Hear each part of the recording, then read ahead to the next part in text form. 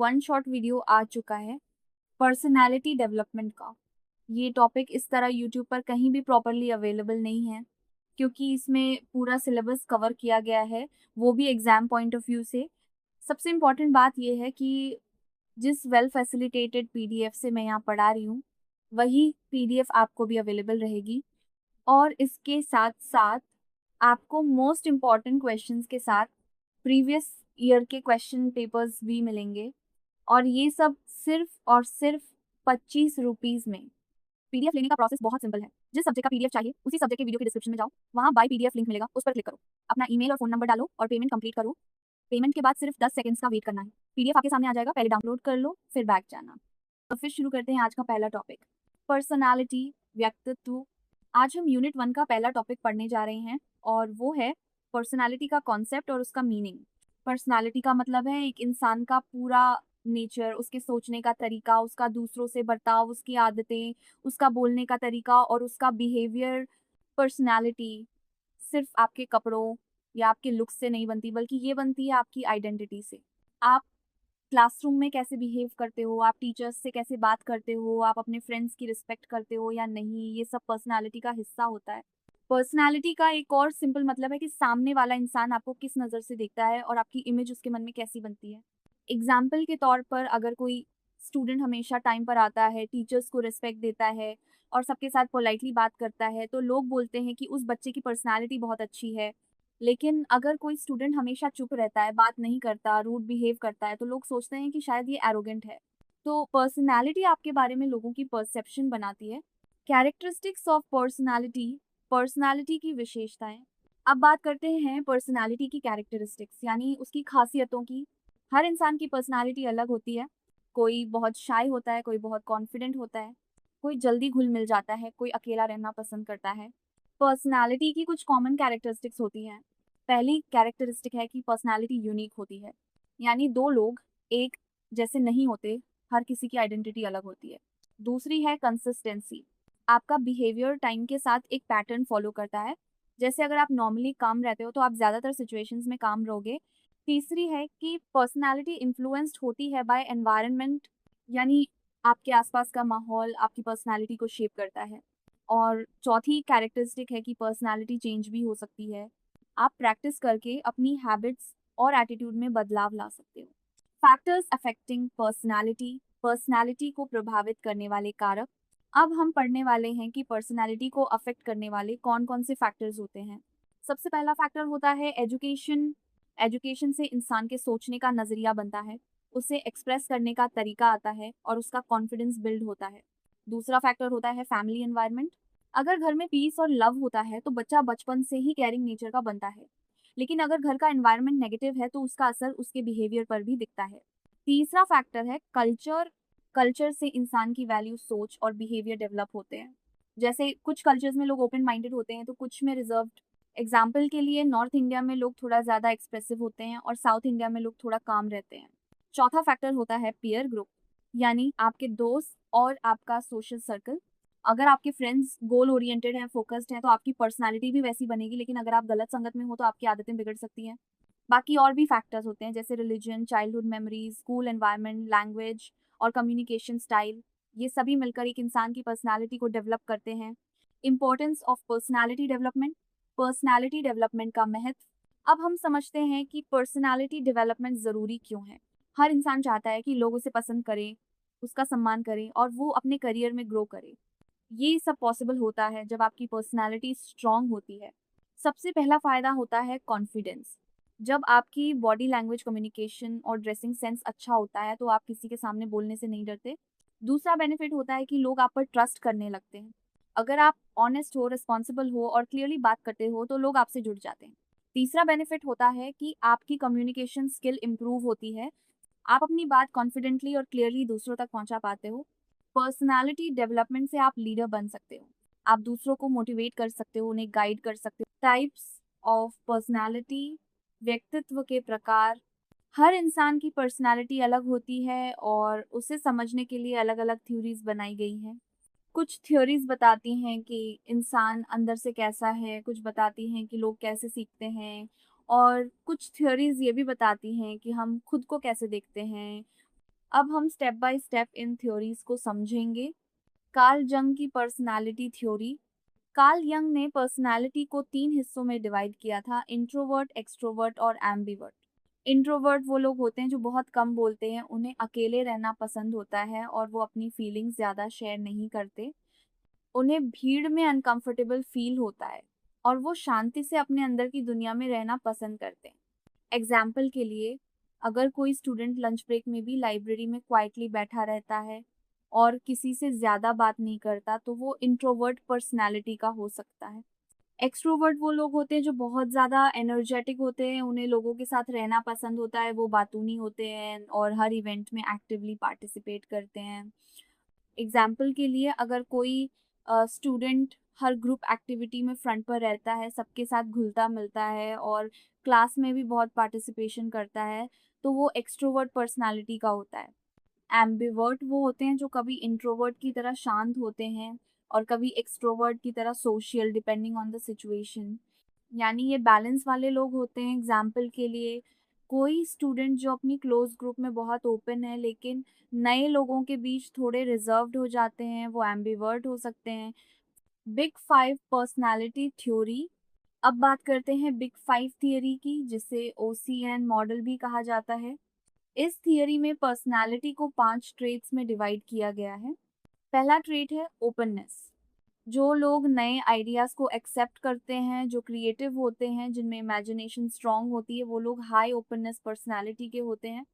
Example, जैसे कोई student हर नए प्रोजेक्ट को ट्राई करना चाहता है, वो सिर्फ किताब तक सीमित नहीं रहना चाहता, वो एक्सपेरिमेंट्स करना चाहता है।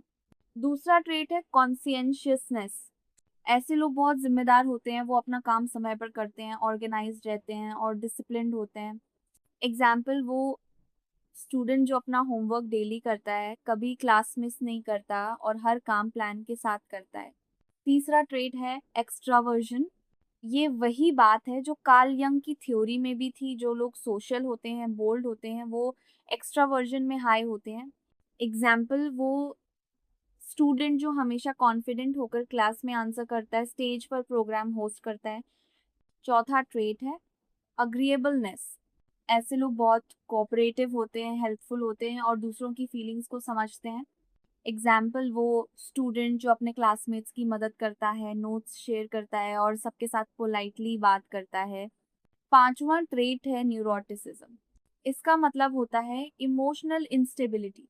ऐसे लोग थोड़ी सी बात में परेशान हो जाते हैं, एंग्शियस रहते हैं और मूड बार बार बदलता रहता है। एग्जाम्पल, अगर कोई स्टूडेंट छोटी सी बात पर बहुत ज़्यादा ओवर रिएक्ट करता है या जल्दी अपसेट हो जाता है, तो उसका न्यूरोटिसिज्म हाई हो सकता है। हर इंसान में ये पांचों ट्रेट्स होते हैं, लेकिन उनकी मात्रा अलग होती है। Psycho analytic theory. अब बात करते हैं फ्रॉइड की साइको एनालिटिक थ्योरी की। फ्रॉइड के अनुसार हमारी पर्सनालिटी 3 भागों से मिलकर बनी होती है, इड, ईगो और सुपर ईगो। इड वो हिस्सा होता है जो सिर्फ फन चाहता है, वो बिना सोचे इम्पल्सिवली एक्ट करता है। एग्जाम्पल के लिए, जब कोई बच्चा जिद करता है कि अभी मुझे चॉकलेट चाहिए और वो सोचता नहीं कि कब खाना है, कैसे खाना है, तो वो आईडी का एग्जाम्पल है। ईगो वो हिस्सा होता है जो रियलिटी को समझता है और बीच का बैलेंस बनाता है। एग्जाम्पल, जब वही बच्चा सोचता है कि अभी क्लास चल रही है तो बाद में खा लूंगा, तब वो ईगो से सोच रहा है। सुपर ईगो वो हिस्सा होता है जो सही गलत की पहचान कराता है, जो मॉरल्स और वैल्यूज के अकॉर्डिंग सोचता है। एग्जाम्पल, अगर कोई स्टूडेंट सोचता है कि चीटिंग गलत है और वो एग्जाम में चीटिंग करने से मना कर देता है, तो वो सुपर ईगो का असर है। पर्सनालिटी का डेवलपमेंट इन तीनों के बैलेंस से होता है। Social learning theory. एल्बर्ट बांडुरा की सोशल लर्निंग थ्योरी कहती है कि पर्सनालिटी सीखी जाती है।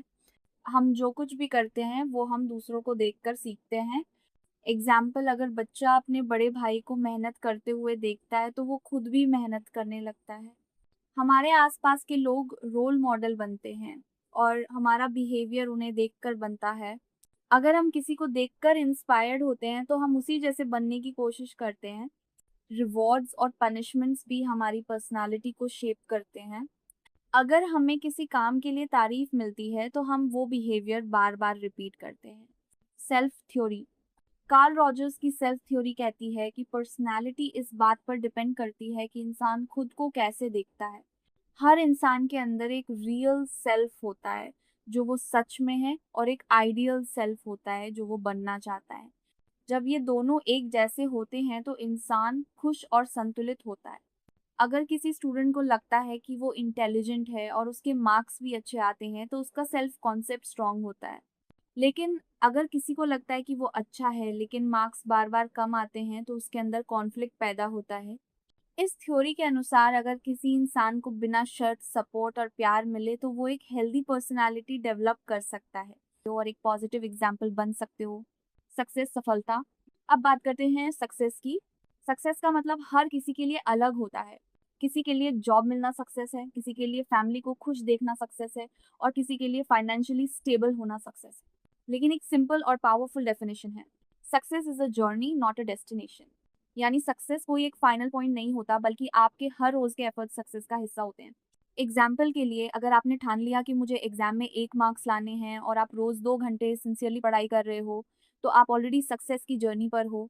सक्सेस का मतलब होता है अपने गोल की तरफ स्टेडीली बढ़ते रहना। हर्डल्स इन अचीविंग सक्सेस, सफलता प्राप्त करने में बाधाएं। अब हम समझेंगे कि सक्सेस की तरफ बढ़ते वक्त क्या क्या प्रॉब्लम्स आ सकती हैं। सबसे पहली बाधा होती है लैक ऑफ क्लैरिटी। जब इंसान को खुद ये क्लियर नहीं होता कि उसे क्या चाहिए, कहाँ जाना है, तो उसके स्टेप्स भी कंफ्यूज्ड होते हैं। एग्जाम्पल के लिए, अगर एक स्टूडेंट ये डिसाइड ही नहीं कर पाया कि उसे एमबीए करना है या गवर्नमेंट जॉब की तैयारी करनी है, तो वो रोज एक नया सब्जेक्ट उठाएगा और किसी में भी पूरी तरह से फोकस नहीं कर पाएगा। दूसरी बाधा होती है नेगेटिव थिंकिंग। कई बार हम सोचते हैं कि हमसे नहीं होगा, या हम बार बार फेल हो रहे हैं, इसका मतलब हम किसी काम के नहीं हैं। ऐसे थॉट्स आपको अंदर से तोड़ देते हैं और आपकी मेहनत भी बेअसर हो जाती है। तीसरी बाधा होती है डिस्ट्रैक्शन। आज के टाइम में फ़ोन, सोशल मीडिया और बाकी बहुत सारी चीज़ें ध्यान भटकाती हैं। स्टूडेंट पढ़ने बैठता है लेकिन बार-बार फ़ोन चेक करता है और फिर उसका कंसंट्रेशन टूट जाता है। चौथी बाधा होती है लेज़ीनेस। कई लोग प्लान तो बना लेते हैं लेकिन एक्चुअल में उस पर एक्शन नहीं लेते। हर काम को टालते रहते हैं और सोचते रहते हैं कि कल से स्टार्ट करेंगे, लेकिन वो कल कभी आता ही नहीं। पाँचवीं बाधा होती है पीयर प्रेशर। कई बार दोस्त या आसपास के लोग आपकी सोच को इन्फ्लुएंस करते हैं। अगर आपके दोस्त सीरियस नहीं हैं तो आप भी धीरे-धीरे उसी ज़ोन में चले जाते हो। इन सारी बाधाओं से बचने के लिए ज़रूरी है क्लैरिटी, कंसिस्टेंसी और discipline. Factors responsible for success, सफलता के लिए उत्तरदायी कारक। अब हम बात करेंगे कि सक्सेस एक्चुअली किन चीज़ों से आती है। सबसे पहली चीज़ होती है स्ट्रॉन्ग डिज़ायर। अगर आपके अंदर अंदर से कोई चीज़ पाने की इच्छा है तो आप ऑटोमेटिकली एक्शन लेना शुरू करते हो। एग्जाम्पल के लिए, अगर कोई स्टूडेंट पूरे मन से चाहता है कि वो सिविल सर्विसेज में सिलेक्शन पाए तो वो खुद ही टाइम निकालेगा, डिस्ट्रैक्शंस छोड़ेगा और पूरे डेडिकेशन से पढ़ेगा। दूसरी चीज़ होती है रेस्पॉन्सिबिलिटी। जब आप अपने काम के लिए दूसरों को ब्लेम करना छोड़ देते हो और खुद को जिम्मेदार मानते हो, तभी इंप्रूवमेंट होता है। तीसरा फैक्टर होता है हार्ड वर्क। कोई भी सक्सेस बिना मेहनत के पॉसिबल नहीं है, चाहे आप कितने भी टैलेंटेड क्यों ना हो। चौथी चीज़ होती है बिलीफ। अगर आपको खुद पर विश्वास है तो आप बड़े से बड़ा काम कर सकते हो। पांचवी होती है गोइंग द एक्स्ट्रा माइल, यानी जितना ज़रूरी है उससे थोड़ा एक्स्ट्रा एफर्ट देना। एग्जाम्पल के लिए, अगर क्लास में सब 2 घंटे पढ़ते हैं और आप 3 घंटे सिंसियरली पढ़ते हो तो आप नेचुरली आगे निकल सकते हो। और आखिरी होता है परसिस्टेंस, यानी रुकना नहीं, हर बार गिरने के बाद फिर से कोशिश करना। फेलियर, असफलता। अब बात करते हैं फेलियर की। फेलियर का मतलब होता है किसी काम में मनचाहा रिजल्ट ना मिलना, लेकिन इसका मतलब ये नहीं होता कि आप खराब हो या इनकेपेबल हो। हर इंसान अपनी ज़िंदगी में कभी ना कभी फेल होता है। एग्जाम्पल के लिए, क्रिकेट में सचिन तेंदुलकर भी कई बार ज़ीरो पर आउट हुए थे, लेकिन उन्होंने कभी हार नहीं मानी। फेलियर आपको बताता है कि आपको किस रास्ते से नहीं जाना चाहिए। ये एक टीचर की तरह होता है जो आपको सही रास्ता इनडायरेक्टली दिखाता है। फेलियर का कारण प्लानिंग की कमी हो सकती है, सेल्फ डाउट हो सकता है, या एफर्ट कम हो सकता है। कभी कभी आप बिल्कुल सही काम कर रहे होते हो लेकिन समय आपके पक्ष में नहीं होता और रिजल्ट नहीं आता। ऐसे में फेलियर को पर्सनली नहीं लेना चाहिए। लर्निंग फ्रॉम फेलियर्स, असफलताओं से सीखना। फेलियर से सीखना एक बहुत इंपॉर्टेंट स्किल होती है। जो इंसान फेलियर को एक्सेप्ट करके उसे सीखता है वो लाइफ में आगे बढ़ता है। एग्जाम्पल के लिए, अगर आप किसी एग्जाम में फेल हो गए और आप ये सोच लेते हो कि मुझे अब अपनी स्ट्रैटेजी बदलनी है, तो आप ग्रोथ की डायरेक्शन में जा रहे हो। लेकिन अगर आप सिर्फ ये सोचो कि मैं तो बेकार हूँ, तो आप वहीं के वहीं रह जाओगे।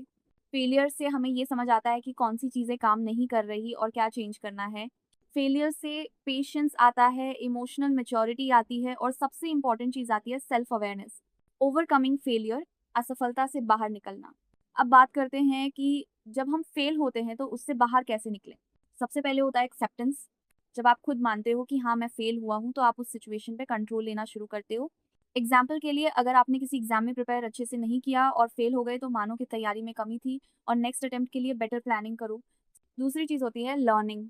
हर फेलियर में कोई ना कोई सीख छिपी होती है। तीसरा स्टेप होता है एक्शन। आपको उसी एनर्जी से दोबारा ट्राई करना होता है और हार नहीं माननी होती। और सबसे इम्पॉर्टेंट होता है पॉजिटिविटी मेंटेन करना। हर टाइम खुद को याद दिलाना कि फेलियर परमानेंट नहीं होता। Power of faith and practising faith. विश्वास की शक्ति और उसका अभ्यास। अब हम समझते हैं फेथ यानी विश्वास क्या होता है और ये हमारी सक्सेस में कैसे मदद करता है। फेथ मतलब होता है खुद पर भरोसा रखना, अपने गोल पर भरोसा रखना और उस प्रोसेस पर भरोसा रखना जिससे आप सक्सेस तक पहुंचने वाले हो। जब कोई इंसान अपने अंदर बिलीव करता है, तो वो बड़ी से बड़ी मुश्किल को पार कर सकता है। एग्जाम्पल के लिए, मान लो कोई स्टूडेंट बार बार कॉम्पिटिटिव एग्जाम में फेल हो रहा है, लेकिन फिर भी वो रोज पढ़ता है और उसे पूरा यकीन है कि एक दिन उसका सिलेक्शन होगा। ये फेथ ही है जो उसे अंदर से स्ट्रांग बनाता है। फेथ आपके डर को कम करता है, आपकी हेजिटेशन को कम करता है और आपको कंसिस्टेंट रखता है। लेकिन फेथ एक दिन में नहीं आता, इसे रोज प्रैक्टिस करना पड़ता है। कैसे प्रैक्टिस करें? पॉजिटिव बातें खुद से बोलो। अपने गोल को रोज विजुअलाइज करो। ऐसे लोगों के साथ रहो जो आपको इनकरेज करते हैं। अपने अंदर की एनर्जी को बार बार जगाओ और खुद को याद दिलाओ कि आप कर सकते हो। स्वॉट एनालिसिस, स्वॉट विश्लेषण। स्वॉट का मतलब होता है स्ट्रेंथ, वीकनेस, अपॉर्चुनिटी और थ्रेट। हर स्टूडेंट को अपनी लाइफ में कम से कम एक बार खुद का स्वॉट एनालिसिस जरूर करना चाहिए। इससे आपको पता चलता है कि आपकी स्ट्रॉन्ग क्वालिटीज़ क्या हैं, आपको किन चीज़ों में इम्प्रूवमेंट चाहिए, आपके पास कौन से मौके हैं और कौन सी चीज़ें आपको पीछे खींच रही हैं। एग्जाम्पल के लिए, मान लो आपकी स्ट्रेंथ है कि आप बहुत अच्छे से याद कर लेते हो, लेकिन आपकी वीकनेस ये है कि आप जल्दी डिस्ट्रैक्ट हो जाते हो। आपके पास अपॉर्चुनिटी है कि आपके पास अच्छे टीचर्स हैं और स्टडी मटेरियल अच्छा है, लेकिन थ्रेट ये है कि आप सोशल मीडिया में बहुत टाइम वेस्ट करते हो। जब आप ये चारों चीज़ें क्लियरली समझ लेते हो, तो आप बेटर तरीके से प्लान कर सकते हो और अपनी सक्सेस की पॉसिबिलिटी बढ़ा सकते हो। गोल सेटिंग, लक्ष्य निर्धारण। अब हम बात करते हैं गोल सेटिंग की। गोल सेटिंग मतलब लाइफ में एक डायरेक्शन फिक्स करना। बहुत सारे स्टूडेंट्स बिना गोल के मेहनत करते हैं, लेकिन उन्हें यही नहीं पता कि उन्हें जाना कहाँ है। गोल हमेशा स्मार्ट होना चाहिए, स्पेसिफिक होना चाहिए यानी साफ तौर पर डिफाइंड हो, मेजरेबल होना चाहिए ताकि आप ट्रैक कर सको कि आप कितना पास पहुंचे हो, अचीवेबल होना चाहिए यानी आपकी कैपेबिलिटीज के अंदर होना चाहिए, रियलिस्टिक होना चाहिए मतलब ऐसा गोल जो सच में पॉसिबल हो, और टाइम बाउंड होना चाहिए यानी उसके लिए एक डेडलाइन फिक्स हो। एग्जाम्पल के लिए, अगर कोई स्टूडेंट कहे कि मुझे आईएएस बनना है, तो ये बहुत वेग है। लेकिन अगर वो कहे कि मुझे अगले 3 साल में यूपीएससी क्लियर करना है और मैं रोज 5 घंटे पढ़ाई करूंगा, तो ये स्मार्ट गोल है। जब आपके पास स्मार्ट गोल होता है, तो आपकी एनर्जी बर्बाद नहीं होती, आप फोकस्ड रहते हो और मोटिवेटेड भी। डेवलपिंग इफेक्टिव हैबिट्स, प्रभावशाली आदतें विकसित करना। अब बात करते हैं आदतों की जो आपकी पर्सनालिटी और सक्सेस दोनों में बहुत बड़ा रोल निभाती हैं। हैबिट का मतलब होता है ऐसा बिहेवियर जो आप रोज करते हो बिना ज़्यादा सोचे। अगर आपकी हैबिट्स पॉजिटिव हैं, तो आप हर दिन बेटर बनते हो, और अगर आपकी हैबिट्स नेगेटिव हैं, तो आप हर दिन पीछे जाते हो। एग्जाम्पल के लिए, रोज टाइम पर उठना, पढ़ाई का फिक्स टाइम रखना, डिस्ट्रैक्शंस को अवॉइड करना और दिन का शेड्यूल बनाकर चलना, ये सब पॉजिटिव हैबिट्स हैं। दूसरी तरफ देर तक सोना, टाइम पास करना, लास्ट मोमेंट पर पढ़ाई करना, ये सब नेगेटिव हैबिट्स हैं। स्टीवन कवी ने सक्सेसफुल लोगों की 7 हैबिट्स को बताया है। पहली हैबिट है प्रोएक्टिव बनो, यानी चीज़ों का वेट मत करो, इनिशिएटिव लो। दूसरी हैबिट है कि आप जो भी काम करो उसका एंड रिजल्ट माइंड में रख कर करो। तीसरी है प्रायोरिटीज फिक्स करना और पहले इंपॉर्टेंट काम करना। चौथी है विन विन सोचना, यानी ऐसा सॉल्यूशन निकालना जिसमें दोनों पार्टीज को फायदा हो। पांचवी हैबिट है पहले समझो फिर समझाओ, यानी दूसरों की बात ध्यान से सुनो और फिर अपने थॉट्स बोलो। छठी हैबिट है सिनर्जी क्रिएट करना, यानी मिलकर टीम वर्क से बेटर रिजल्ट निकालना। और सातवीं है खुद को इम्प्रूव करते रहना। ये सारी हैबिट्स अगर कोई इंसान अपने अंदर डेवलप कर लेता है, तो उसकी पर्सनालिटी और लाइफ दोनों लेवल अप हो जाती हैं। तो गाइज, आज तो चलिए शुरू करते हैं unit 2, time as a resource, संसाधन के रूप में समय। देखो, समय हमारे जीवन का सबसे कीमती संसाधन होता है। पैसे अगर चले जाएं तो वापस आ सकते हैं, लेकिन समय एक बार चला गया तो दोबारा नहीं आता। इसलिए ये ज़रूरी है कि हम समय को बिल्कुल उसी तरह संभालें जैसे हम किसी बहुमूल्य चीज़ को संभालते हैं। जो लोग अपने समय का सही उपयोग करते हैं, वो अपने पर्सनल और प्रोफेशनल दोनों लाइफ में सफल हो जाते हैं। क्योंकि अगर आप सही समय पर सही काम करते हो, तो आपके गोल अचीव होना ऑलमोस्ट श्योर हो जाते हैं। अब बात करते हैं कि समय को रिसोर्स क्यों कहा गया है। क्योंकि ये लिमिटेड होता है, यानी दिन में हर किसी के पास बराबर के 24 घंटे होते हैं। जो इन 24 घंटों का सही उपयोग करता है वही आगे बढ़ता है। अगर आपने समय का सही उपयोग नहीं किया तो वो वक्त चला जाएगा और फिर चाहे आप कितनी भी कोशिश कर लो उसे वापस नहीं ला सकते। टाइम मैनेजमेंट का मतलब होता है कि आप अपने दिन के हर घंटे को इस तरह प्लान करो कि उसमें से मैक्सिमम आउटपुट निकले। जैसे मान लो एक स्टूडेंट है जिसके पास पढ़ाई भी है, रेस्ट भी है और कुछ रेस्पॉन्सिबिलिटीज भी हैं। अगर वो अपनी दिनचर्या अच्छे से मैनेज करता है तो हर काम समय पर हो जाएगा और कोई टेंशन भी नहीं होगी। लेकिन अगर कोई टाइम को वेस्ट करता है या बिना प्लानिंग के चलता है तो ना तो उसका पढ़ाई में ध्यान लगता है और ना ही कोई रिजल्ट आता है। इसलिए समय को रिसोर्स मानकर चलो और हर दिन का प्लान पहले से बनाकर रखो। आइडेंटिफाइंग टाइम वेस्टर्स, समय बर्बाद करने वाले कारकों की पहचान। अब बात करते हैं अगला टॉपिक जो है समय बर्बाद करने वाले कारकों की पहचान। अगर आपको अपना टाइम मैनेज करना है तो सबसे पहले आपको ये समझना होगा कि आपका टाइम जाता कहाँ है, यानी आपका समय किन चीज़ों में वेस्ट हो रहा है, ये जानना बहुत ज़रूरी है। कई बार हम सोचते हैं कि हम बहुत बिजी हैं, लेकिन हकीकत में हम बेवजह की चीज़ों में टाइम वेस्ट कर रहे होते हैं। जैसे काम को टालना यानी प्रोक्रास्टिनेशन बहुत बड़ा टाइम वेस्टर होता है। एग्जाम्पल के लिए आप सोचते हो कि अभी नहीं बाद में पढ़ूंगा और वो बाद में कभी आता ही नहीं। एक और टाइम वेस्टर होता है सोशल मीडिया। अगर आप एक बार फोन खोल लो तो आपको पता ही नहीं चलता कि 1 घंटा कहाँ चला गया। फिर है बिना प्लानिंग के काम करना। जब आपके पास कोई प्लान नहीं होता तो आप हर काम को इधर उधर टालते रहते हो और टाइम निकलता जाता है। बिना ज़रूरत की मीटिंग्स या फालतू की बातें भी बहुत टाइम खा जाती हैं। और सबसे ज़रूरी, जो लोग अपने गोल ही फिक्स नहीं करते उनका बहुत सारा समय यूं ही भटकने में चला जाता है। इसलिए ये सारी चीज़ें जो आपका समय बर्बाद करती हैं उन्हें पहचानो और उनसे दूर रहने की कोशिश करो। यही पहला स्टेप है इफ़ेक्टिव टाइम मैनेजमेंट की तरफ। Techniques for better time management, बेहतर समय प्रबंधन के उपाय। अब हम बात करने जा रहे हैं techniques for better time management, यानी बेहतर समय प्रबंधन के उपाय। अगर आप अपने टाइम का सही इस्तेमाल करना चाहते हो तो सबसे पहले आपको अपने दिन की एक टू डू लिस्ट बनानी चाहिए। यानी सुबह उठते ही डिसाइड करो कि आज आपको क्या क्या करना है।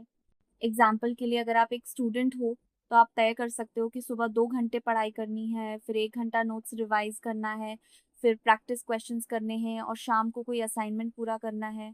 जब आपके पास लिस्ट होती है तो आप बिना भटके अपने काम करते जाते हो। दूसरी बात है कार्यों को प्राथमिकता देना, यानी आपको ये समझना होगा कि कौन सा काम सबसे ज़रूरी है और कौन सा थोड़ा बाद में भी हो सकता है। एग्जाम्पल के लिए अगर कल आपकी परीक्षा है और आज किसी दोस्त का बर्थडे पार्टी है तो आपको पढ़ाई को प्राथमिकता देनी चाहिए। तीसरा उपाय है रियलिस्टिक डेडलाइन बनाना, यानी ऐसा टाइम फिक्स करो जिसमें आप सच में काम पूरा कर सको। अगर आप अनरियलिस्टिक टाइम सेट करोगे तो स्ट्रेस बढ़ेगा और काम पूरा भी नहीं होगा। चौथा पॉइंट है मल्टीटास्किंग से बचना। बहुत लोग एक साथ कई काम करने की कोशिश करते हैं लेकिन इससे कोई काम अच्छे से नहीं हो पाता। एग्जाम्पल के लिए अगर आप पढ़ाई करते हुए मोबाइल चला रहे हो तो ना पढ़ाई ठीक से होगी ना फ़ोन का मज़ा आएगा। इसलिए एक समय में एक ही काम करो और पूरे फोकस से करो। फिर आता है शॉर्ट ब्रेक्स लेना।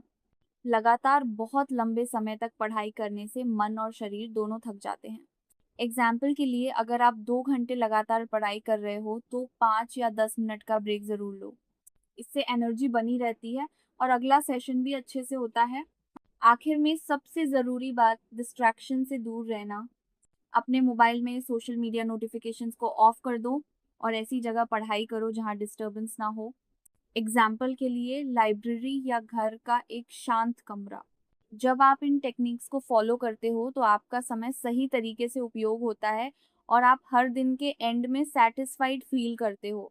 इंट्रोडक्शन टू स्ट्रेस, तनाव का परिचय। अब हम बात कर रहे हैं स्ट्रेस यानी तनाव के बारे में।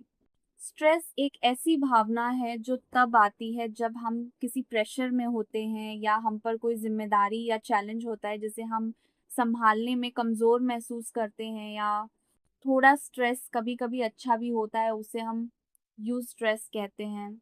एग्जाम्पल, अगर आपको कोई कंपटीशन में भाग लेना है तो थोड़ा स्ट्रेस आपकी परफॉर्मेंस को इम्प्रूव कर सकता है क्योंकि आप अलर्ट रहते हो और कोशिश करते हो बेस्ट देने की।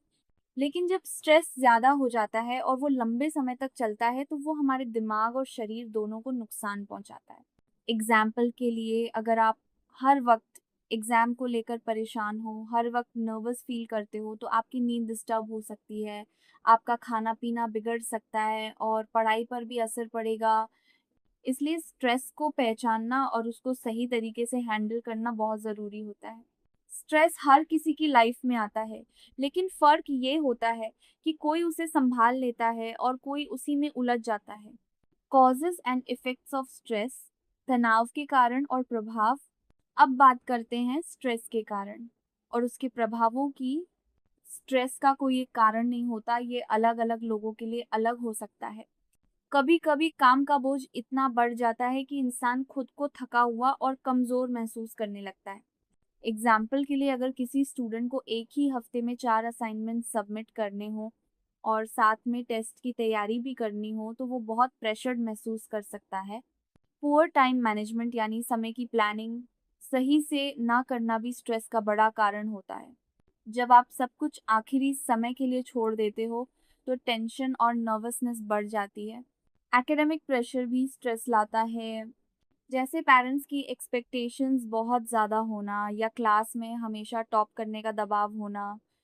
फैमिली इश्यूज़ या फ्रेंड्स के साथ मिसअंडरस्टैंडिंग भी इमोशनल स्ट्रेस पैदा कर सकती है। कई बार फाइनेंशियल प्रॉब्लम यानी पैसों की समस्या भी इंसान को मेंटली परेशान कर देती है। अब बात करते हैं स्ट्रेस के इफ़ेक्ट्स की। सबसे पहले मेंटल लेवल पर स्ट्रेस चिंता पैदा करता है, इंसान इरिटेट फील करता है और कई बार डिप्रेशन जैसी स्थिति में पहुंच जाता है। फिर आता है फिजिकल इम्पैक्ट। जब दिमाग पर दबाव होता है तो शरीर पर भी असर दिखता है, जैसे सिर दर्द, नींद की कमी या बहुत ज़्यादा थकान। इमोशनली भी इंसान बैलेंस खो देता है, मूड बार बार बदलता है, छोटी बातों में फ्रस्ट्रेशन आता है।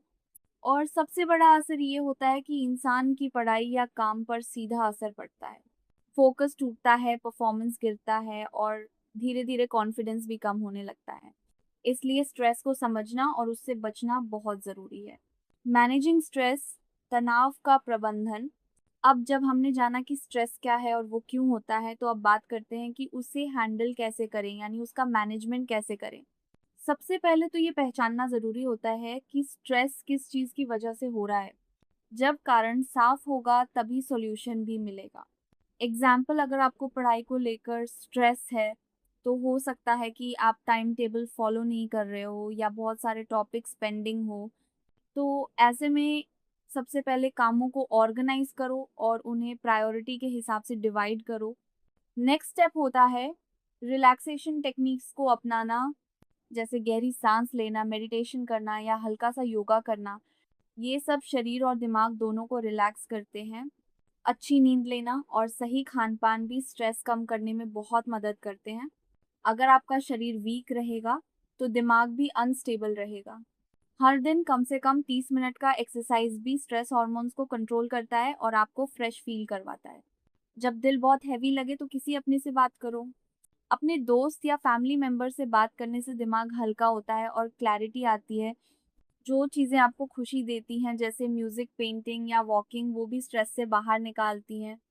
और सबसे ज़रूरी ये कि खुद से बहुत ज़्यादा एक्सपेक्टेशंस मत रखो और हर बार परफेक्ट दिखने की कोशिश मत करो।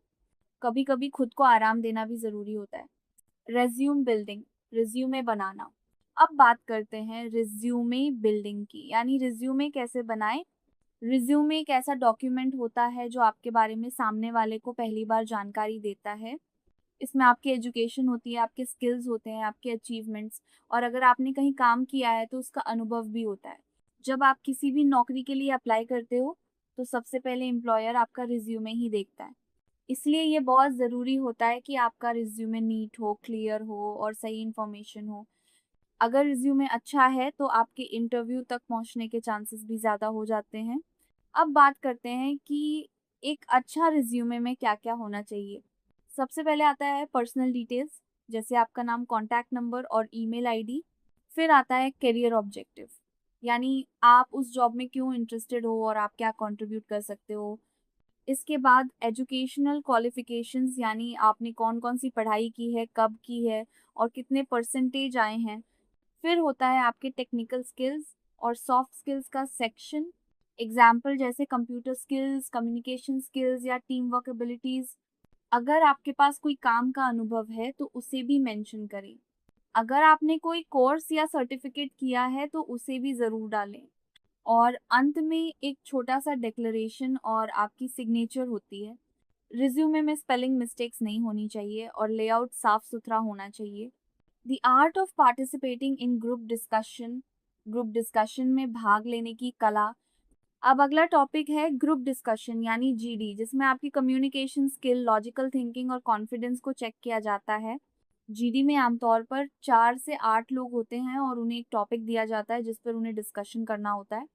अब जीडी में पार्टिसिपेट करते समय किन बातों का ध्यान रखना चाहिए? सबसे पहले तो करंट टॉपिक्स पर अपनी जानकारी बनाए रखें, क्योंकि जीडी में टॉपिक्स अक्सर आज के इश्यूज से लिए जाते हैं। जब आप डिस्कशन में बैठते हो तो दूसरों की बात ध्यान से सुनना बहुत ज़रूरी होता है। और जब आप बोलो तो क्लियरली और कॉन्फिडेंटली बोलो। अपनी बात को सिर्फ ओपिनियन ना बनाओ, बल्कि उसे एग्जाम्पल या फैक्ट से सपोर्ट करो।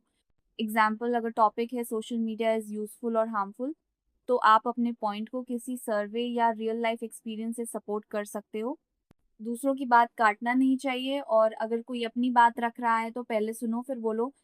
रिस्पेक्टफुल लैंग्वेज और कॉन्फिडेंट बॉडी लैंग्वेज बहुत ज़रूरी होती है। आई कांटेक्ट बनाए रखो और नर्वस मत हो। एक अच्छा जीडी परफॉर्मर वही होता है जो डिस्कशन को आगे बढ़ाए, ना कि सिर्फ बोले। Interview, frequently asked questions, interview में बार बार पूछे जाने वाले प्रश्न। अब हम बात करते हैं इंटरव्यू प्रेपरेशन की। इंटरव्यू वो समय होता है जब एम्प्लॉयर आपके अंदर की पर्सनालिटी को पहचानता है। इसमें ये देखा जाता है कि आप जॉब के लिए कितने सूटेबल हो। कुछ कॉमन क्वेश्चंस होते हैं जो लगभग हर इंटरव्यू में पूछे जाते हैं, जैसे टेल मी अबाउट योरसेल्फ। इसमें आपको अपनी एजुकेशन, बैकग्राउंड और इंटरेस्ट के बारे में शॉर्ट और कॉन्फिडेंट तरीके से बताना होता है। फिर पूछा जाता है कि आपकी स्ट्रेंथ्स और वीकनेसेस क्या हैं। इसमें आपको सच बताना चाहिए लेकिन स्मार्ट तरीके से। एग्जाम्पल, अगर आप कहते हो कि मेरी कमज़ोरी है कि मैं परफेक्शनिस्ट हूँ, तो ये भी एक स्ट्रेंथ मानी जा सकती है। फिर आता है सवाल कि आप इस ऑर्गेनाइजेशन से क्यों जुड़ना चाहते हैं। इसके लिए आपको कंपनी के बारे में पहले से रिसर्च करना चाहिए। एक और कॉमन सवाल होता है, where do you see yourself in 5 years, यानी आप भविष्य में क्या बनना चाहते हो। और मोस्ट इम्पॉर्टेंट होता है, why should we hire you. इसका आंसर आपको अपने स्ट्रेंथ्स और जॉब की रिक्वायरमेंट्स को ध्यान में रखकर देना होता है। इंटरव्यू से पहले मॉक इंटरव्यू का प्रैक्टिस करो, मिरर के सामने बोलने का अभ्यास करो और हमेशा प्रोफेशनल ड्रेस में जाओ। Mock interview sessions. अब बात करते हैं मॉक इंटरव्यू सेशंस की। मॉक इंटरव्यू यानी प्रैक्टिस इंटरव्यू, जिससे आपको रियल इंटरव्यू जैसी फीलिंग आती है। ये आपके नर्वसनेस को कम करता है और कॉन्फिडेंस बढ़ाता है। मॉक इंटरव्यू से आपको ये पता चलता है कि आप कहाँ गलती कर रहे हो, क्या इम्प्रूव करना है और कैसे अपनी बात और बेटर तरीके से रखनी है। आपका कम्युनिकेशन स्टाइल, बॉडी लैंग्वेज और रिस्पॉन्सेस सब इम्प्रूव होते हैं। अगर आप अपने टीचर, फ्रेंड या करियर काउंसलर के साथ मॉक इंटरव्यू करते हो तो आपको फीडबैक भी मिलता है, जिससे आप और अच्छे से तैयार हो पाते हो। मॉक इंटरव्यू से आप टाइम पर जवाब देना सीखते हो और वॉइस टोन को कंट्रोल करना भी। इसीलिए रियल इंटरव्यू से पहले 2 से 3 मॉक इंटरव्यू ज़रूर प्रैक्टिस करना चाहिए। तो यूनिट 3, सबसे पहले बात करते हैं कि कम्युनिकेशन स्किल क्या होती है। कम्युनिकेशन का मतलब होता है अपनी बात, अपने आइडिया या फीलिंग्स को दूसरे इंसान तक सही तरीके से पहुंचाना। जब सामने वाला ठीक वैसे ही समझे जैसी हमारी इंटेंशन होती है, तब उसे कहते हैं इफ़ेक्टिव कम्युनिकेशन। कम्युनिकेशन सिर्फ बोलने से नहीं होता, कई बार हमारे फेस के एक्सप्रेशंस, बॉडी लैंग्वेज और बोलने का टोन भी बहुत कुछ कह देता है। कम्युनिकेशन 2 तरह का होता है, वर्बल और नॉन वर्बल।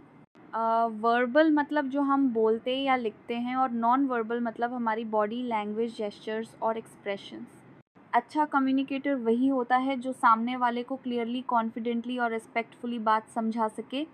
और आज के टाइम में चाहे पढ़ाई हो या जॉब, कम्युनिकेशन स्किल हर जगह इम्पॉर्टेंट है। अब चलिए बढ़ते हैं हमारे पहले टॉपिक की तरफ।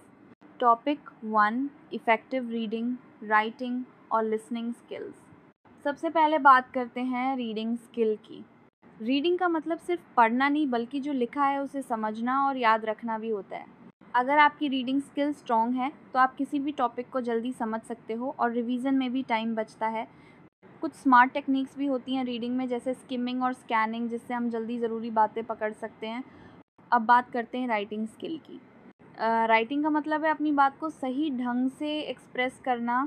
जब आप रिपोर्ट, ईमेल, लेटर या आंसर लिखते हो तो आपकी लैंग्वेज क्लियर होनी चाहिए, सेंटेंसेस प्रॉपर होने चाहिए और ग्रामर करेक्ट होना चाहिए। अच्छी राइटिंग का सबसे बड़ा फ़ायदा ये होता है कि आपकी बात डायरेक्टली और इजीली समझ में आ जाती है। अब बात करते हैं लिसनिंग स्किल की। लिसनिंग यानी सिर्फ सुनना नहीं होता, ध्यान से समझना भी उतना ही इम्पॉर्टेंट होता है। जब आप किसी लेक्चर या डिस्कशन को एक्टिवली सुनते हो तो आपको कॉन्सेप्ट्स क्लियर हो जाते हैं और लॉन्ग टर्म मेमोरी में भी रह जाते हैं। लिसनिंग स्किल से न सिर्फ आपकी लर्निंग बढ़ती है, बल्कि आप एक अच्छे कम्युनिकेटर भी बनते हो। टॉपिक 2, हार्ड स्किल्स और सॉफ्ट स्किल्स। अब बात करते हैं हार्ड स्किल्स और सॉफ्ट स्किल्स की। ये दोनों स्किल्स किसी भी स्टूडेंट या प्रोफेशनल की ग्रोथ के लिए बहुत ज़रूरी होती हैं। सबसे पहले बात करते हैं हार्ड स्किल्स की। हार्ड स्किल्स वो होती हैं जो सीखी जा सकती हैं, जैसे कंप्यूटर चलाना, टाइपिंग आना, एक्सेल यूज़ करना या कोडिंग करना। ये वो स्किल्स होती हैं जो आपको किसी काम को करने के लिए डायरेक्टली चाहिए होती हैं। ये यूजुअली आपको कोर्स बुक या ट्रेनिंग से मिलती हैं और आप इन्हें सर्टिफिकेट के ज़रिए प्रूव भी कर सकते हो। अब बात करते हैं सॉफ्ट स्किल्स की। सॉफ्ट स्किल्स वो होती हैं जो आपके बिहेवियर और पर्सनैलिटी से जुड़ी होती हैं, जैसे communication skill, team work, time management, leadership. ये सारी सॉफ्ट स्किल्स होती हैं। इनका आपकी बॉडी लैंग्वेज, कॉन्फिडेंस और सोचने के तरीके से बहुत गहरा रिश्ता होता है। इन स्किल्स को आप किताब से नहीं सीख सकते, ये धीरे धीरे एक्सपीरियंस से डेवलप होती हैं। अब एक छोटा सा एग्जाम्पल लेते हैं जिससे डिफरेंस और क्लियर हो जाए। मान लो किसी को कंप्यूटर चलाना आता है, ये उसकी हार्ड स्किल है। लेकिन अगर वही पर्सन अपनी बात अच्छे से समझा नहीं पा रहा या टीम में एडजस्ट नहीं हो पा रहा, तो उसकी सॉफ्ट स्किल वीक है।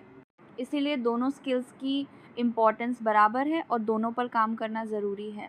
टॉपिक 3, स्टेज फियर पर काबू पाना। बहुत सारे लोग जब स्टेज पर बोलने जाते हैं तो उन्हें डर लगता है, घबराहट होती है और दिमाग ब्लैंक हो जाता है। इसी डर को कहते हैं स्टेज फियर। स्टेज फियर होना एकदम नॉर्मल है और बहुत कॉमन भी है, यहाँ तक कि जो लोग बहुत सालों से बोल रहे हैं उन्हें भी कभी कभी नर्वसनेस महसूस होती है। स्टेज फियर के कुछ कॉमन लक्षण होते हैं, जैसे दिल की धड़कन तेज़ हो जाना, हाथ कांपना, पसीना आना या ये डर लगना कि कहीं हम कुछ भूल ना जाएं। अब सवाल ये है कि इससे बाहर कैसे निकला जाए। सबसे पहला तरीका है तैयारी यानी प्रिपरेशन। अगर आपने जो बोलना है उसकी अच्छी तैयारी की है तो डर काफ़ी हद तक कम हो जाता है। दूसरी बात है प्रैक्टिस। आप जितना ज़्यादा प्रैक्टिस करोगे उतना ज़्यादा कॉन्फिडेंस बढ़ेगा। आप मिरर के सामने प्रैक्टिस कर सकते हो या अपने फ्रेंड्स के सामने बोल सकते हो। शुरुआत छोटे ऑडियंस से करें। जैसे अगर आप क्लासरूम में कॉन्फिडेंट नहीं हो तो पहले 2-4 लोगों के सामने बोलना शुरू करें। स्टेज पर जाने से पहले थोड़ी देर गहरी सांस लो और ख़ुद को पॉजिटिव थॉट्स दो। हमेशा ध्यान रखो कि ऑडियंस आपके खिलाफ नहीं होती, वो आपको सुनने आई है ना कि जज करने। इमेजिन करो कि आप स्टेज पर अच्छे से बोल रहे हो और सब ध्यान से सुन रहे हैं। जब आप बोलना शुरू करो तो सीधे ऑडियंस की आंखों में आंखें डालकर बोलो और बीच में मुस्कुराना मत भूलो। अगर आप कुछ भूल भी जाओ तो नर्वस मत हो, शांत रहो और दोबारा शुरू करो। थोड़ा बहुत गलती होना बिल्कुल नॉर्मल है और कोई आपको जज नहीं करता। स्टेज फियर पर धीरे धीरे प्रैक्टिस से काबू पाया जा सकता है। Topic 4, role of body language. Body language की भूमिका। अब बात करते हैं बॉडी लैंग्वेज की। बॉडी लैंग्वेज यानी हमारी बॉडी मूवमेंट्स, एक्सप्रेशंस और जेस्चर्स। कई बार हम बिना कुछ बोले भी बहुत कुछ कह जाते हैं और वो सब होता है हमारी बॉडी लैंग्वेज के ज़रिए। जब हम किसी से बात करते हैं तो हमारी पोस्चर, आई कांटेक्ट, हाथों की मूवमेंट और चेहरा, ये सब चीज़ें सामने वाले पर असर डालती हैं। अगर आप सामने वाले से बात करते वक्त बार बार इधर उधर देख रहे हो या मुंह नीचे किए हुए हो तो उसे लगेगा कि आप कॉन्फिडेंट नहीं हो लेकिन अगर आप सीधे खड़े हो, नज़र मिलाकर बात कर रहे हो, तो ये कॉन्फिडेंस दिखाता है। अच्छी बॉडी लैंग्वेज आपके कम्युनिकेशन को ज़्यादा स्ट्रॉन्ग बनाती है। जैसे अगर आप इंटरव्यू में हो तो सिर्फ आपके जवाब ही नहीं बल्कि आपकी बॉडी लैंग्वेज भी जज की जाती है। आई कांटेक्ट मेंटेन करना, हाथों को खुला रखना, पीठ सीधी रखना और हल्की मुस्कान रखना, ये सब पॉजिटिव बॉडी लैंग्वेज के सिग्नल्स हैं। वहीं अगर कोई आदमी अपनी बाहें मोड़कर खड़ा है या बार बार फाइल या कपड़े एडजस्ट कर रहा है तो वो नेगेटिव सिग्नल देता है। बॉडी लैंग्वेज सिर्फ प्रोफेशनल लाइफ में नहीं, पर्सनल लाइफ में भी उतनी ही इम्पॉर्टेंट होती है। जब आप बोलते हो और आपकी बॉडी भी उसी मैसेज को सपोर्ट करती है तो कम्युनिकेशन क्लियर और इफ़ेक्टिव होता है। इसलिए ये ज़रूरी है कि हम सिर्फ बोलना ना सीखें बल्कि अपनी बॉडी को भी बोलना सिखाएं। Topic 5, art of professional presentation. अब बात करते हैं प्रोफेशनल प्रेजेंटेशन की। प्रेजेंटेशन का मतलब होता है किसी टॉपिक को एक क्लियर और ऑर्गेनाइज्ड वे में दूसरों के सामने रखना। जब आप किसी टॉपिक को सिर्फ बोलते नहीं बल्कि स्लाइड, इमेज, चार्ट या वीडियो की मदद से एक्सप्लेन करते हो तो उसे कहते हैं प्रोफेशनल प्रेजेंटेशन। एक अच्छा प्रेजेंटेशन सुनने वाले को सिर्फ इन्फॉर्मेशन नहीं देता बल्कि उसे समझने में भी मदद करता है। प्रेजेंटेशन बनाते वक्त सबसे ज़रूरी होता है कि आपका पर्पस क्लियर हो कि आप क्या बताना चाहते हो। फिर कंटेंट ऐसा होना चाहिए जो वेल ऑर्गेनाइज्ड हो, यानी स्टार्टिंग, मिडिल और एंड बिल्कुल साफ़ हो। लैंग्वेज सिंपल होनी चाहिए और विजुअल यानी इमेजेस, चार्ट्स या कीवर्ड्स ज़्यादा होने चाहिए जिससे देखने वाला बोर ना हो। जब आप बोल रहे हो तो आपकी बॉडी लैंग्वेज कॉन्फिडेंट होनी चाहिए। आई कांटेक्ट मेंटेन करो, वॉइस क्लियर रखो और जेस्चर्स नेचुरल रखो। प्रेजेंटेशन देते समय ऑडियंस से जुड़ना बहुत ज़रूरी होता है। इसके लिए आप बीच में उनसे कोई सवाल पूछ सकते हो या एग्जाम्पल के ज़रिए रिलेट करवा सकते हो। प्रेजेंटेशन की लेंथ भी ज़रूरी है, बहुत ज़्यादा लंबा या बहुत छोटा दोनों गलत है। अंत में जब आप प्रेजेंटेशन क्लोज करते हो तो एक छोटा सा समरी ज़रूर दो ताकि सुनने वाले को पूरा टॉपिक एक बार फिर से रिकॉल हो जाए। अगर आप चाहो तो लास्ट में क्वेश्चन आंसर का टाइम भी दे सकते हो जिससे सामने वाला डाउट पूछ सके। एक अच्छा प्रेजेंटेशन हमेशा याद रहता है, इसीलिए हर बार उसे अच्छे से प्लान और प्रिपेयर करना चाहिए। टॉपिक 6, ऑडियो और विजुअल प्रेजेंटेशन का प्रयोग। अब बात करते हैं ऑडियो और विजुअल प्रेजेंटेशन के बारे में। जब आप कोई प्रेजेंटेशन देते हो और उसमें सिर्फ बोलने की बजाय साउंड, इमेजेस, चार्ट्स या वीडियो का यूज़ करते हो तो वो कहलाता है ऑडियो विजुअल प्रेजेंटेशन। इसका सबसे बड़ा फ़ायदा ये होता है कि सुनने वाला बोर्ड नहीं होता और उससे कॉन्सेप्ट जल्दी समझ आता है। ऑडियो प्रेजेंटेशन में आप वॉइस रिकॉर्डिंग, म्यूज़िक या कोई एक्सप्लेनेशन ऑडियो ऐड कर सकते हो। विजुअल प्रेजेंटेशन में आप स्लाइड्स, इमेजेस, ग्राफ, वीडियोस या एनिमेशन का यूज़ करते हो जिससे कॉन्सेप्ट विजुअली क्लियर हो जाता है। ऑडियो विजुअल टूल्स का सही यूज़ करने से लर्निंग फास्ट होती है और चीज़ें याद भी लंबे समय तक रहती हैं। क्लासरूम हो या सेमिनार या फिर ऑनलाइन मीटिंग, हर जगह ऑडियो और विजुअल प्रेजेंटेशन आज की ज़रूरत बन चुका है। अब बात करते हैं कुछ ज़रूरी बातों की जो ऑडियो विजुअल प्रेजेंटेशन देते समय ध्यान रखना चाहिए। सबसे पहले आपकी स्लाइड्स क्लियर और सिंपल होनी चाहिए, बहुत ज़्यादा टेक्स्ट नहीं होना चाहिए। विजुअल्स ऐसा होना चाहिए जो डायरेक्टली टॉपिक से जुड़ा होना कि कन्फ्यूजन बढ़ाए। वॉइस क्लियर और लाउड होनी चाहिए जिससे सुनने में दिक्कत ना हो। प्रेजेंटेशन देते वक्त आई कांटेक्ट और बॉडी लैंग्वेज मेंटेन रखना चाहिए। अगर आप सिर्फ स्क्रीन की तरफ देखकर बोलते रहोगे तो ऑडियंस से कनेक्ट नहीं बन पाएगा। इसीलिए स्मार्ट तरीके से विजुअल्स का यूज़ करो लेकिन कंट्रोल भी मेंटेन करो। अच्छे विजुअल्स और सही आवाज़ के साथ दिया गया प्रेजेंटेशन हमेशा याद रहता है और उसका इम्पैक्ट भी ज़्यादा होता है। Topic 7, social etiquettes. अब बात करते हैं सोशल एटिकेट्स की। सोशल एटिकेट्स का मतलब होता है लोगों के साथ बिहेव करने का सही तरीका। जब आप किसी से मिलते हो, बात करते हो या किसी पब्लिक जगह पर होते हो तब आपका व्यवहार कैसा होना चाहिए, यही सोशल एटिकेट्स तय करते हैं। ये हमारे मैनर, वैल्यूज़ और कल्चर को रिफ्लेक्ट करते हैं। सोशल एटिकेट से ये पता चलता है कि आप सामने वाले की रिस्पेक्ट करते हो या नहीं। अब बात करते हैं कुछ बेसिक और ज़रूरी एटिकेट्स की। जब आप किसी से मिलते हो तो पोलाइटली हेलो बोलना या नमस्ते कहना बहुत नॉर्मल और अच्छा जेस्चर होता है। प्लीज़, थैंक यू और सॉरी जैसे शब्दों का यूज़ हमेशा करना चाहिए। जब कोई बात कर रहा हो तो बीच में इंटरप्ट करना गलत होता है और आपको पेशेंटली सुनना आना चाहिए। पब्लिक प्लेसेस में क्लेanलीनेस मेंटेन करना, रिस्पेक्ट से बात करना और अननेसेसरी नॉइज़ अवॉइड करना भी एटिकेट्स में आता है। अगर आप किसी से डिसएग्री भी करते हो तो आपको काम तरीके से अपनी बात कहनी चाहिए। सोशल एटिकेट्स आपकी पर्सनैलिटी को पॉजिटिव बनाते हैं और सामने वाले पर अच्छा इंप्रेशन डालते हैं। ये सिर्फ सोशल प्लेसेस में नहीं बल्कि क्लासरूम, इंटरव्यू, वर्क प्लेस और ऑनलाइन कम्युनिकेशन में भी इक्वली इम्पॉर्टेंट होते हैं। जैसे क्लासरूम में फ़ोन साइलेंट रखना ज़रूरी है, वैसे ही किसी पब्लिक ग्रुप में अब्यूसिव लैंग्वेज से बचना भी एक एटिकेट है। इसलिए अगर आप सोशली स्ट्रॉन्ग बनना चाहते हो तो एटिकेट्स को डेली लाइफ का हिस्सा बना लो। Topic 8, use of ICT in day to day management. Topic 8, daily life में आईसीटी का उपयोग।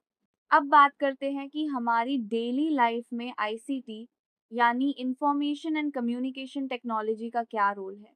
आईसीटी का मतलब होता है ऐसे डिजिटल टूल्स और प्लेटफॉर्म्स जो इंफॉर्मेशन को स्टोर, भेजने और मैनेज करने में हेल्प करते हैं। आज के टाइम में आईसीटी हमारे काम को तेज़, आसान और ऑर्गेनाइज बना देता है। एजुकेशन में आईसीटी का सबसे बड़ा यूज़ है ऑनलाइन क्लासेस, रिकॉर्डेड लेक्चर्स और ई-बुक्स। स्टूडेंट्स अब कहीं भी बैठे लेक्चर देख सकते हैं, नोट्स रीड कर सकते हैं और डाउट्स क्लियर कर सकते हैं। वर्कप्लेस में आईसीटी का यूज़ होता है मीटिंग्स प्लान करने, प्रेजेंटेशंस बनाने, टीम के साथ टास्क शेयर करने और प्रोग्रेस ट्रैक करने में। ईमेल, गूगल मीट, ज़ूम और प्रोजेक्ट मैनेजमेंट ऐप्स जैसे टूल्स वर्क को बहुत ऑर्गेनाइज बना देते हैं। पर्सनल लाइफ में भी आईसीटी मदद करता है, जैसे ऑनलाइन पेमेंट करना, मोबाइल कैलेंडर में शेड्यूल बनाना या मैप की हेल्प से रूट चेक करना। आईसीटी के यूज़ से न सिर्फ टाइम बचता है बल्कि एरर भी कम होते हैं। आप एक साथ कई लोगों से कनेक्ट हो सकते हो और फाइल या डाटा आसानी से इंस्टेंटली शेयर कर सकते हो। चाहे आप स्टूडेंट हो, टीचर हो या कोई वर्किंग पर्सन, आईसीटी आपके डेली टास्क को आसान बनाता है। लेकिन हाँ, इसका सही यूज़ और कंट्रोल रखना भी उतना ही ज़रूरी है। अगर आईसीटी का सही बैलेंस रखा जाए तो ये प्रोडक्टिविटी और लर्निंग को बहुत आगे ले जा सकता है। टॉपिक 9, सोशल मीडिया का सही और स्मार्ट यूज़। आज के टाइम में सोशल मीडिया हमारी लाइफ का एक बड़ा हिस्सा बन चुका है। Facebook, Instagram, YouTube, WhatsApp, Twitter, LinkedIn जैसे प्लेटफॉर्म्स हर स्टूडेंट और प्रोफेशनल यूज़ करता है। लेकिन सवाल ये है कि इनका यूज़ कैसे किया जाए ताकि वो हमारे करियर और पर्सनैलिटी के लिए फ़ायदेमंद हो। Effective use of social media का मतलब होता है कि आप सोशल प्लेटफॉर्म्स को सिर्फ टाइम पास या मज़े के लिए नहीं बल्कि लर्निंग, ग्रोथ और नेटवर्किंग के लिए यूज़ करो। अगर आप स्मार्ट तरीके से सोशल मीडिया यूज़ करते हो तो आप कहीं से भी एजुकेशन ले सकते हो, नोट्स एक्सेस कर सकते हो और दुनिया के लोगों से कनेक्ट हो सकते हो। आप अपने इंटरेस्ट से रिलेटेड पेजेस फॉलो कर सकते हो, मोटिवेशनल कंटेंट देख सकते हो और जॉब अपॉर्चुनिटी भी फाइंड कर सकते हो। लिंक्डइन एक ऐसा प्लेटफॉर्म है जहां आप अपनी प्रोफाइल बना सकते हो और डायरेक्टली किसी कंपनी या रिक्रूटर से जुड़ सकते हो। सोशल मीडिया पर आप अपना टैलेंट भी शो कर सकते हो जैसे content creation, design, communication skills और बहुत कुछ। लेकिन साथ ही साथ इसका मिसयूज़ ना हो, इसका भी ध्यान रखना ज़रूरी है। Negativity, toxic comments, fake news और ज़रूरत से ज़्यादा स्क्रीन टाइम से बचना बहुत ज़रूरी होता है। सोशल मीडिया पर जो भी पोस्ट करते हो वो आपकी डिजिटल इमेज बनाता है, इसलिए सोच समझ कर ही कुछ भी शेयर करें।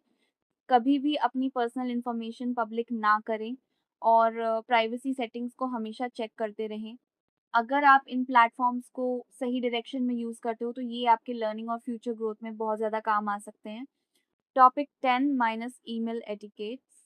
आज के टाइम में ईमेल कम्युनिकेशन का सबसे कॉमन और प्रोफेशनल तरीका बन चुका है। चाहे आपको किसी कंपनी में अप्लाई करना हो, कोई असाइनमेंट सबमिट करना हो या किसी से फॉर्मल बातचीत करनी हो तो ईमेल का ही यूज़ होता है। अब अगर आप ईमेल भेज रहे हो तो उसमें भी कुछ बेसिक एटिकेट्स होते हैं जिन्हें फॉलो करना बहुत ज़रूरी है। सबसे पहले आपकी ईमेल आईडी प्रोफेशनल होनी चाहिए, जैसे आपके नाम पर बेस्ड कोई सिंपल आईडी हो। ईमेल की शुरुआत प्रॉपर ग्रीटिंग से करें जैसे डियर सर, डियर मैम या रिस्पेक्टेड जैसे वर्ड्स। सब्जेक्ट लाइन हमेशा शॉर्ट और क्लियर होनी चाहिए जिससे सामने वाले को पता चले कि मेल किस बारे में है। ईमेल का कंटेंट भी सिंपल, क्लियर और डायरेक्ट होना चाहिए। बहुत लंबा या कंफ्यूजिंग मेल नहीं होना चाहिए। पैराग्राफ छोटे-छोटे होने चाहिए ताकि पढ़ने में आसानी हो। लैंग्वेज पोलाइट और रिस्पेक्टफुल होनी चाहिए। ईमेल के एंड में एक अच्छा क्लोजिंग लाइन लिखें, जैसे रिगार्ड्स सिंसियरली या थैंक यू, और उसके बाद अपना नाम लिखें। कोई भी ईमेल भेजने से पहले एक बार अच्छे से प्रूफ रीड ज़रूर करें ताकि कोई स्पेलिंग या ग्रामर मिस्टेक ना हो। अब कुछ बातों से बचना भी ज़रूरी होता है, जैसे कैपिटल लेटर्स में पूरा मेल मत लिखो क्योंकि ऐसा लगता है जैसे आप चिल्ला रहे हो। अननेसेसरी इमोजीज या कैजुअल लैंग्वेज यूज़ मत करो, और कभी भी मेल बिना सब्जेक्ट या ग्रीटिंग के मत भेजो। ईमेल एटिकेट ना सिर्फ आपकी प्रोफेशनलिज्म दिखाता है बल्कि सामने वाले पर पॉजिटिव इंप्रेशन भी डालता है। टॉपिक 11, नेटिक्वेट। नेटिक्वेट का मतलब होता है इंटरनेट पर बिहेव करने का सही तरीका। यानी जब आप ऑनलाइन हो, चाहे वो ईमेल हो, व्हाट्सएप हो, इंस्टाग्राम हो, ज़ूम मीटिंग हो या गूगल क्लासरूम, वहाँ कैसे बात करनी है, कैसे रिप्लाई देना है और दूसरों के साथ रिस्पेक्टफुल रहना है, यही सब नेटिक्वेट में आता है। जैसे रियल लाइफ में हम सोशल एटिकेट्स फॉलो करते हैं, वैसे ही डिजिटल लाइफ में नेटिक्वेट बहुत इंपॉर्टेंट होता है। नेटिक्वेट से आपकी डिजिटल इमेज बनती है और लोग आपको रिस्पेक्ट करना सीखते हैं। अब जानते हैं कुछ बेसिक नेटिक्वेट जो हर स्टूडेंट को फॉलो करनी चाहिए। सबसे पहली बात है कि ऑनलाइन किसी से बात करते वक्त हमेशा पोलाइट रहो और रिस्पेक्टफुल लैंग्वेज यूज़ करो। रिप्लाई समय पर दो, और अगर कोई डाउट पूछे तो अवॉइड मत करो। ग्रुप चैट्स में इररिलेवेंट मैसेज या फॉरवर्डिंग से बचो क्योंकि वो डिस्टरबेंस क्रिएट करता है। कभी भी पूरा मैसेज कैपिटल लेटर्स में मत लिखो क्योंकि वो सामने वाले को रूड फील होता है। किसी का प्राइवेट मैसेज या फोटो बिना पूछे आगे शेयर मत करो। ऑनलाइन क्लास या मीटिंग में माइक म्यूट रखो जब तक बोलना ना हो, और बैकग्राउंड डिस्टरबेंस अवॉइड करो। कोई भी पोस्ट या कमेंट करने से पहले सोचो कि वो किसी को हर्ट तो नहीं करेगा। फेक न्यूज़ बिना चेक किए आगे मत बढ़ाओ और हमेशा सोर्स चेक करो। नेटिक्वेट आज की डिजिटल दुनिया में उतना ही ज़रूरी है जितना रियल वर्ल्ड में मैनर्स। जो स्टूडेंट्स और प्रोफेशनल्स इन बातों का ध्यान रखते हैं, उनकी पहचान हमेशा एक रिस्पॉन्सिबल और मैच्योर इंसान के रूप में होती है। टॉपिक 12, यूज़फुल इलेक्ट्रॉनिक गैजेट्स और मोबाइल एप्लीकेशन। आज का टाइम पूरी तरह डिजिटल हो चुका है, और ऐसे में कुछ इलेक्ट्रॉनिक गैजेट्स और मोबाइल ऐप्स हमारी पढ़ाई, काम और लाइफ को बहुत आसान बना देते हैं। गैजेट्स का मतलब होता है वो छोटे-छोटे डिवाइस जो पोर्टेबल होते हैं और किसी स्पेसिफिक काम को जल्दी और आसानी से करने में हेल्प करते हैं। सबसे इम्पोर्टेंट गैजेट है स्मार्टफ़ोन, जिससे आप ऑनलाइन क्लासेस देख सकते हो, नोट्स पढ़ सकते हो और गूगल से कुछ भी इंस्टेंटली सर्च कर सकते हो। लैपटॉप या टैबलेट का use students projects, presentations, typing और असाइनमेंट्स के लिए करते हैं। स्मार्ट वॉच भी आजकल बहुत काम की होती है, जिससे आप रिमाइंडर सेट कर सकते हो, नोटिफिकेशन चेक कर सकते हो और डेली रूटीन ट्रैक कर सकते हो। ईयरफोन्स या ईयरबड्स से आप ऑनलाइन क्लासेस में क्लियरली सुन सकते हो और डिस्टरबेंस से बच सकते हो। अब बात करते हैं कुछ यूज़फुल मोबाइल ऐप्स की। गूगल मीट और ज़ूम से आप वर्चुअल क्लासेस अटेंड कर सकते हो। गूगल डॉक्स और वर्ड में आप राइटिंग कर सकते हो और टीम के साथ शेयर भी कर सकते हो। कैनवा और पावर पॉइंट से आप प्रेजेंटेशन बना सकते हो जो विजुअली अट्रैक्टिव हो। गूगल कीप या एवरनोट से आप क्विक नोट्स बना सकते हो और कोई भी चीज़ भूलते नहीं हो। डिक्शनरी और ट्रांसलेटर ऐप्स भी बहुत यूज़फुल होते हैं जब आपको किसी वर्ड का मीनिंग समझना हो। ग्रामरली या टाइपिंग प्रैक्टिस ऐप से आप अपना इंग्लिश राइटिंग और टाइपिंग स्पीड इम्प्रूव कर सकते हो। इन गैजेट्स और ऐप्स का सही यूज़ करके ना सिर्फ आप पढ़ाई में स्मार्ट बन सकते हो बल्कि टाइम भी सेव कर सकते हो। लेकिन ध्यान ये रखना है कि इनका ओवर यूज़ या मिसयूज़ ना हो, वरना ये हेल्प करने की जगह डिस्ट्रैक्शन बन जाते हैं।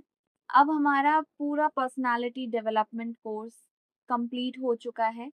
अगर आपने यूनिट 1, यूनिट 2 और अब ये यूनिट 3 अच्छे से समझ लिया है, तो आपको ये समझना चाहिए कि इसके बाहर अब कुछ भी एक्स्ट्रा नहीं आएगा।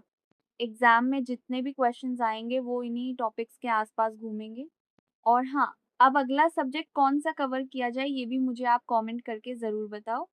आपका एग्ज़ाम कब है और आपको कौन-सा सब्जेक्ट है वो बताओ ताकि मैं उस पर अगला वीडियो बना सकूँ। सी रिक्वेस्ट है, अगर आपको समझ आया हो, अगर आपको लग रहा है कि प्रिपरेशन आसान हो रही है तो वीडियो को लाइक ज़रूर करना।